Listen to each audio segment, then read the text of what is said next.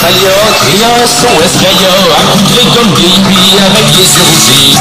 Cheveux longs et surplus d'armée en bédaine, jouant du tam-tam, on se serait cru 30 ans passés pendant la guerre du Vietnam. Il y avait tous les clichés de l'époque, des grenouilles, des chemises en macramé aux filles poilues en dessous des bras. Dans grande majorité du cégep du vieux Montréal, tous là pour manifester contre les multinationales. Et à nous sous le volontaire, en ce froid jeudi printemps, et aux étudiants qui forçaient s'agiter quelque pensant.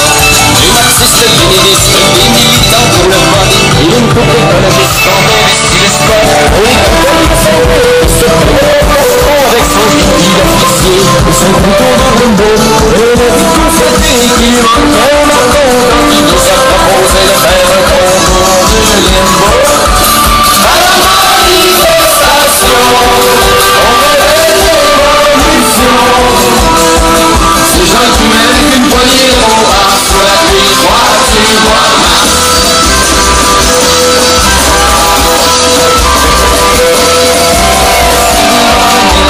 Envoyé l'anti-meute et des policiers sur leur bail pour contrôler la meute. Ça se déroulait pacifiquement sans trop décorcher le système et on se tendait les hauts slogans contre les OGM. On se foulait le fond de l'année, des petits manteaux extrémistes sous une ligne cacagoulée. Se proclamant activistes comme des petits chiens de l'oreille, on pitchait du poing au bord, et le son de l'entend, ces jeunes ont veillé tard. À la manifestation, on rêvait de révolution. Ces gens qui mènent une poignée de romans sous la pluie froide du mois de mars.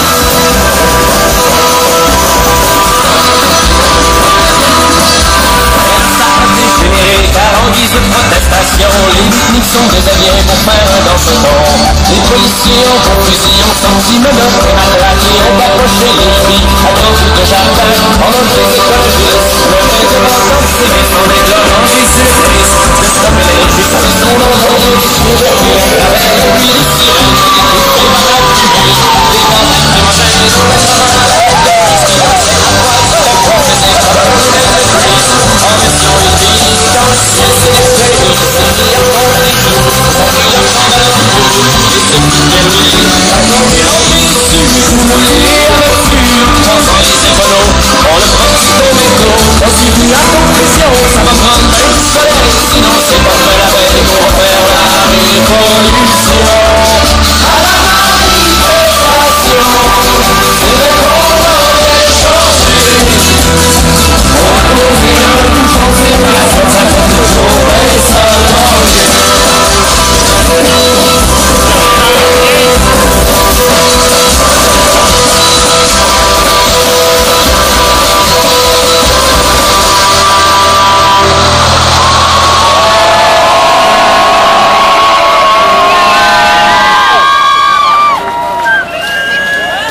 Bon, un, deux. Bonjour tout le monde, merci beaucoup d'être présent aujourd'hui. On va commencer rapidement avec quelques petits discours.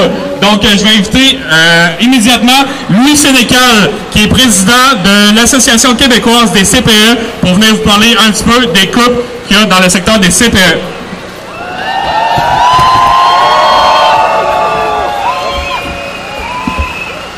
Merci Alex. Merci beaucoup à la FEUC pour l'initiative d'aujourd'hui. Vous êtes beaux à voir? Ils sont où les gens des CPE? Là? Faites-vous entendre un peu? Salut tout le monde! Ensemble, on est l'avenir de la démocratie, puis vos enfants vont l'être à leur tour. Alors on se bat pour eux, pour que l'éducation qui commence dans les centres de la petite enfance soit une chance égale pour tous. On doit continuer de s'indigner face aux promesses du gouvernement libéral qui ont été reniées. C'est un gouvernement qui a promis le contraire qui est en train de mettre en application. À la QCPE, depuis l'automne, qu'on dénonce toutes sortes de décisions qui s'en vont vraiment dans la mauvaise direction. La QCPE représente la majorité des centres de la petite enfance, des bureaux coordonnateurs de la garde en milieu familial, à peu près 180 000 enfants au Québec qui bénéficient à chaque jour d'un service éducatif de qualité grâce à des professionnels exceptionnels. La QCPE parle au nom des parents, mais parle aussi au nom des futurs parents. Puis je suis certain qu'il y en a plusieurs d'entre vous qui sont à la veille d'avoir des enfants. Alors on est là pour vous, pour défendre les droits qui sont en train d'être saccagés pour cette prochaine génération de parents. Ce que ça représente, la décision d'augmenter les tarifs puis de mettre fin à l'universalité pour deux professionnels, pour deux jeunes professionnels avec deux enfants, c'est payer 7,30 par jour et au moment de faire ses impôts, avoir à payer la somme nette additionnelle de 5 000 $, c'est inacceptable. Comment est-ce qu'on peut partir dans la vie avec une hypothèque de 5 000 $ additionnels à la dette qu'on aura prise parce qu'on a voulu continuer nos études universitaires? C'est injuste que la dette publique du Québec soit mise ainsi sur les épaules de la prochaine génération. Cette dette-là appartient à tout le monde et tout le monde doit contribuer.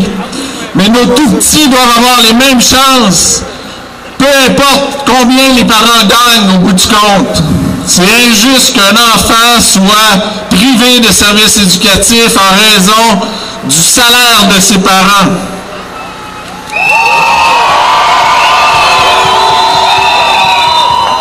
L'égalité des chances, c'est aussi l'égalité pour toutes les générations. C'est inacceptable que la prochaine génération n'ait pas les mêmes droits que moi j'ai eu et que plein d'autres ont eu d'avoir accès à des services éducatifs de qualité avec un tarif universel.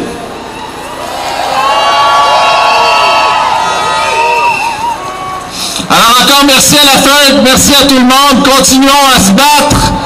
Et ce ne sera pas le dernier des rendez-vous, mais on ne se laissera pas abattre. Puis ensemble, avec notre indignation, on fera certainement une différence dans l'équation. Merci tout le monde.